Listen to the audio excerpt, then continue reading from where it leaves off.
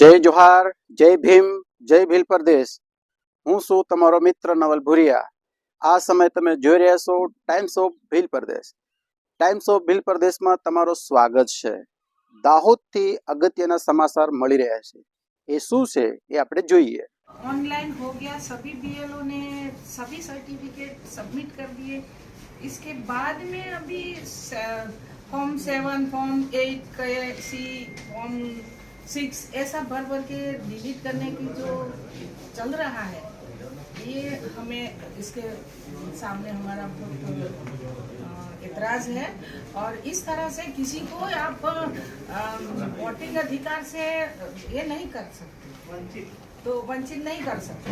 मैं क्या बोलूँ, सब जब जन्म होता है तो नागरिक होते हैं लोग। जहाँ जन्म हुआ वो नागरिक होता है। माँ बाप के पूरा वंशावली लेके आपने सब ऑनलाइन कर दिया। इसके बाद में अब एक एक ढूंढ ढूंढ के सभी को डिलीट करवाते हो। और हमारे गृह मंत्री तो बोले थे 3D हम करेंगे। वो पार्लियामेंट में मैंने सुना था, मेरे रोंगटे खड़े हो गए थे। 3D बोले, डिटेक्ट, डिलीट एंड डिटेन। ये बहुत खतरनाक है। ये तानाशाही की ओर जा रही है सरकार। इस तरह से किसी लोगों को वोटिंग राइट से ये वंचित नहीं कर सकते। ये हमारा, आप देखो, हमें वो पूरा डिटेल चाहिए। वो 8 नंबर का फॉर्म 8C और 7 नंबर का फॉर्म और 6 नंबर का फॉर्म जितना हर रोज होता है ऑनलाइन करो तो हम ढूंढ पाए। Thank you very much.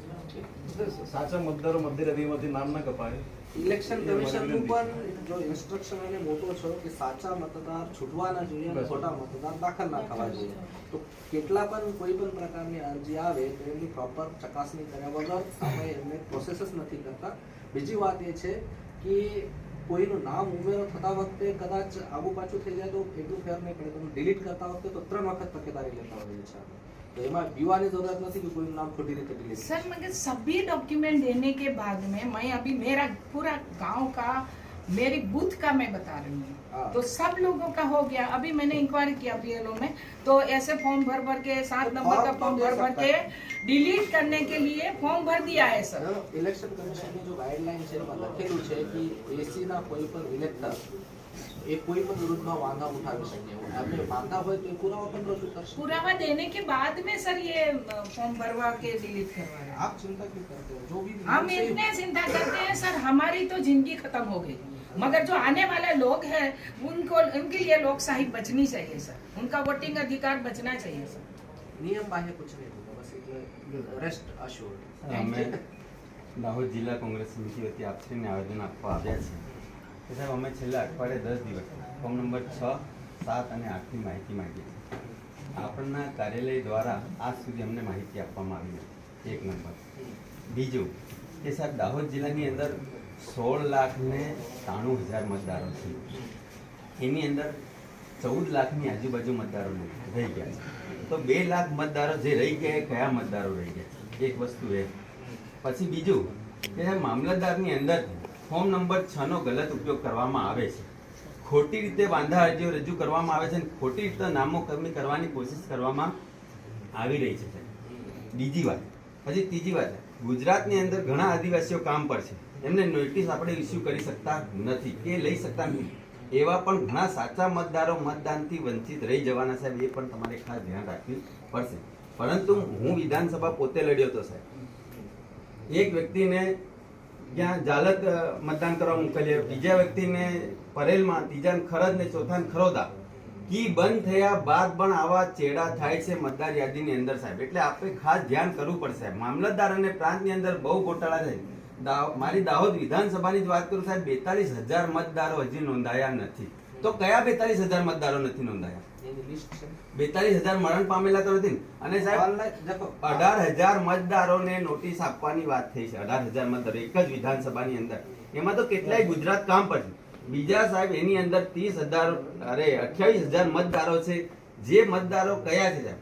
એક અઠવાડિયાથી અમે માહિતી માંગીએ કે બૂથ વાઇઝ અમને માહિતી આપો, બૂથ વાઇઝ માહિતી આપો.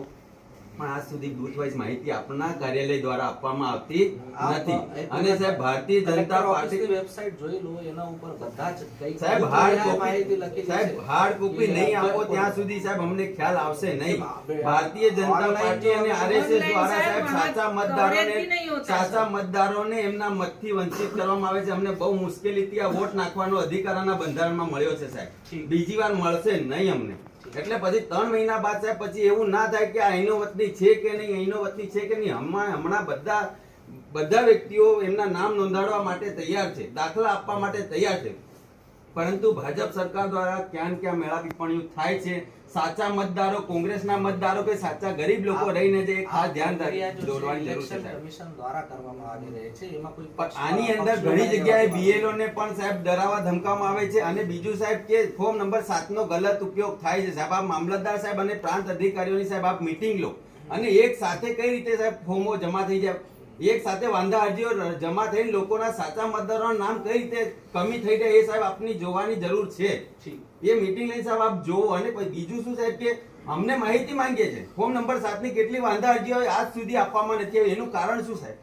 ફોર્મ નંબર 7 ની માહિતી આ કલેક્ટર ઓફિસની અંદર કે જિલ્લા પંચાયતની અંદર જે ચૂંટણી કમિશન છે એ કેમ નથી આપતું? એનું કારણ શું? પ્રાંત નથી આપતા, મામલતદાર નથી આપતા, આપના દ્વારા પણ માહિતી આજ સુધી અમને મળી નથી સાહેબ. એ માહિતી અમને તાત્કાલિક ધોરણે મળે. સાહેબ આપ ચીફ છો, આપ ચૂંટણી કમિશન છો સાહેબ. મતદાર યાદી ડિક્લેર થઈ તે જ દિવસે અમે બધા હાલની સાહેબ પક્ષોની મીટિંગ બોલાવી હતી.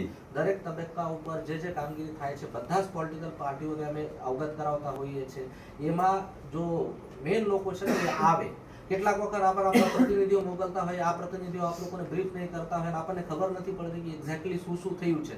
એટલા માટે જ્યારે પણ ડિસ્ટ્રિક્ટ ઇલેક્શન ઓફિસર કે ઈઆરઓ જ્યારે મીટિંગ બોલાવે તો તમે લોકો જો મુખ્ય લોકો છો એ તે મીટિંગમાં હાજર રહો એવું મારી હાલમાં સાહેબ અમને માહિતી ફોર્મ નંબર 7 ની નથી મળતી. એટલે પ્રાંતની અંદર ને મામલતદારની અંદર ગલત થાય રહ્યું છે. કઈ ઈઆરઓ માં નથી મળી મને બતાવજો तो वो चेक करा. रोजे साहब यहाँ कई सर जब फॉर्म भरते हैं, चुनाव लड़ने के लिए फॉर्म भरते हैं तो आप है ना ऐसा पूरा का पूरा जो डॉक्यूमेंट होता है तो लटकाते हैं, तो आप वो करना शुरू कर दो.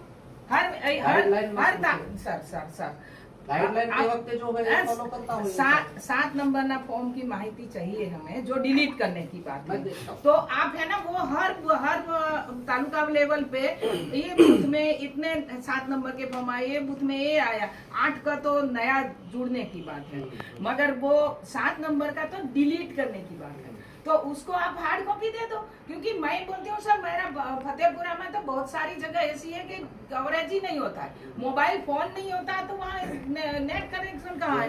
तो हर तालुका में मैं इतनी विनती करती हूँ, 2 हाथ कर बंद सर बोलती हूँ कि आप हर तालुका मामलतदार को बोल दो कि हर बूथ का जो 7 नंबर का फॉर्म आता है वो निकाल के शाम को कॉपी रख दे, हार्ड कॉपी. जिसको देखना है वो जाके देख ले. ये तो कर सकते हैं सर. गाइडलाइन में अरे sir Bharatiya Janata party guideline ને ગોળી પી ગઈ. એટલે મારી વિધાનસભાના સાહેબ 13,500 મતદારો ડિલેક્ટ થયા હતા. આ છે આસિફભાઈ, એમનું મતદાન એક જાલક ની અંદર આવ્યું, એમની મિસિસ નું પરેલમાં આવ્યું, એમની છોકરીનું કરજમાં આવ્યું. એવા ઘણા લોકોના જે મતદારો 13,500 વોટ ડિલેક્ટ થયા હતા. મારા ઘરમાં 5 જણા, બરાબર સર. એમાં મારી મિસિસ નું અલગ, એ 4 કિલોમીટર દૂર, બીજું 3 કિલોમીટર દૂર. જ્યારે તો હું તો જન્મથી થઈ રહું છું ને, મારું 10 કદમ પર ઉર્દુ સ્કૂલ છે, ત્યાં મારું હોવું જોઈએ. તો મારી મમ્મીનું ત્યાં છે, અમે 4 જણનું ઝાલોદ રોડ શાળામાં. આજે બી ત્યાં છે, હજુ બી નથી થયું. મેં 10 વાર એને આપ્યું છે કે હું અહીં રહું છું વર્ષોથી, તમે કઈથી મને મારું એડ્રેસ કઈથી લાયા? તમે એસઆઈઆર જે ભરાયો હમણાં, એમાં તમારા બીએલઓ પાસે અમે ગયા તો બીએલઓ નું કેવું એમ છે કે તમે રહેતા જ નથી, તો અમે કઈ રીતે તમારું પ્રૂફ તો તઈનું છે. તો મેં કીધું અમે તો અહીં લાયા જ નથી. તમે પોતે, તમને ક્યારે રાતે સપનું આવ્યું અને તમે સવારમાં અમારા નામો અહીં કરી દીધા સાહેબ. તો અમારા નામો પર આટલું બધું થતું હોય, જો મતદાર યાદીમાં આટલું, હું શહેર કોંગ્રેસ પ્રમુખ છું અને હું વર્ષોથી થઈ રહું છું સાહેબ. તો પણ મારા ઘરમાં 4 અલગ અલગ સ્કૂલમાં, મારા પડોશીનું ગરબાડામાં બી એકનું આવ્યું છે, મારા પડોશીની જે વર્ષોથી જન્મથી થઈ રહે છે. તો આ સાહેબ, આ જો આવી રીતે ચેડા થતા હોય તો અત્યારે તો એના કરતા વધારે ચેડા થશે. બીજું કે આજની તારીખમાં સૌથી વધારે લઘુમતીઓનો નામો કાઢવાની સૌથી મોટી સાજિશ જે થાય છે આજની તારીખમાં, દાહોદમાં પણ લઘુમતીઓના નામો કાઢવાની જ વાત ચાલે છે. પહેલા તો બિચારા ઘરમાં બેઠા છે, અહીં 7 નંબરનું ફોર્મમાં ક્યારે નામો કમી થઈ જશે ને એનું કઈ અમને ખબર નથી સાહેબ. એટલે એના પાસે આપ વધારે જોર દેજો. વાત કરી સાહેબ કે તમારું જ્યાં છે ત્યાં રહેશે એમ. પણ એ વર્ષોથી એમની જોડે પ્રાથમિક શાળા છે એમાં નામ હતું, એની મતદાર સ્લીપ પણ ત્યાંની જ આવે છે, પણ વોટ નાખવા જાય મતદાર યાદીની અંદર એમનું નામ રહેતું નથી. પછી દિલ્હીથી પેલી વેબસાઇટ મંગાડીને એમાં ચૂંટણી કાર્ડ નંબર નાખે તો ખબર પડે કે એમનું તો 5 કિલોમીટર દૂર છે સાહેબ. આવું થાય છે. આગળ બી તમને રજૂઆત કરી ગયા હતા અમે વિધાનસભા બાદ, અને પ્રાંતમાં બી અમે સાહેબ લેખિતમાં રજૂઆત કરી હતી. સાહેબ આનું યોગ્ય કાર્યવાહી કરો એવી વિનંતી અમે તો કરી. સાહેબ हर रोज हार्ड कॉपी જ્યારે शाम को પણ रख दें। જ્યારે પણ મતદાર યાદી ડિક્લેર થાય દર વર્ષે દરેક પાર્ટીના જો રાષ્ટ્રીય પક્ષો છે એમને અમે યાદી આપતા હોઈએ છીએ. એમાં સુધારા વધારા, ઇવન બૂથોને પણ સુધારા વધારા દર વર્ષે કરતા હોઈએ છીએ. તે વખતે અમે બધા પાર્ટીના પ્રમુખોને બોલાવતા હોઈએ છીએ. તે વખતે રજૂઆતો આવે તો એને અમે કન્સિડર જ કરતા હોય. તમે કરો છો, તમે કરો છો સાહેબ, પણ પ્રાંત અધિકારી કે મામલતદાર સાહેબ એમને તમે સ્ટ્રિક્ટ થાવ કે આવું કેમ થાય, લોકોના નામ અહીંથી ક્યાં કેમ જતા રહે, લોકોના નામ ડિલેટ કેમ થાય. તમારા અધિકારીઓને સાહેબ તમે મીટિંગ લઈ એમના પર સ્ટ્રિક્ટ થાવ તો આ બધું બંધ થઈ જશે સાહેબ. सर आप 4 प्रांत को बोल दो कि हर तहसील में ये આ સમાચારમાં આપણે વિસ્તારપૂર્વક જોયું.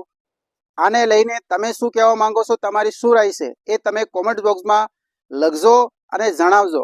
અને આ ટાઈમ્સ ઓફ ભીલ પરદેશ ચેનલ એ આપણી છે, એને સબસ્ક્રાઇબ નહીં કરી હોય તો સબસ્ક્રાઇબ કરજો, શેર કરજો અને આ ચેનલને સપોર્ટ કરજો.